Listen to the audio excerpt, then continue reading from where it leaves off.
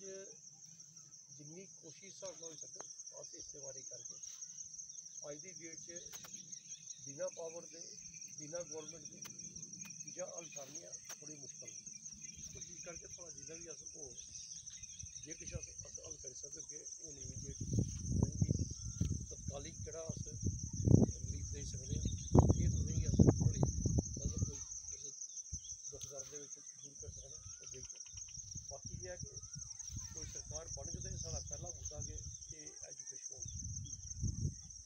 ये एजुकेशन का जो बेड़ा गर्क होई करता है तो सारे ज़्यादा स्कूल बंद करो बेचारे बच्चे नहीं जान और स्कूल खोले तो उसमें बच्चे भी आते तो टीचर के बगैर तो गुजारा नहीं है इसलिए इन्हीं चीज़ों पर मेरा तो करना वायदा है कि प्रॉब्लम थोड़ी भी आते मेरी नहीं है ये साझिया प्रॉब्लम सारी और थोड़ा ज़्यादा अगर तुस अगर वो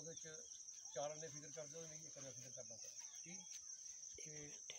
मैं जनता जॉब दे बता अज तुम अपने नुआइंदे भी चाहिए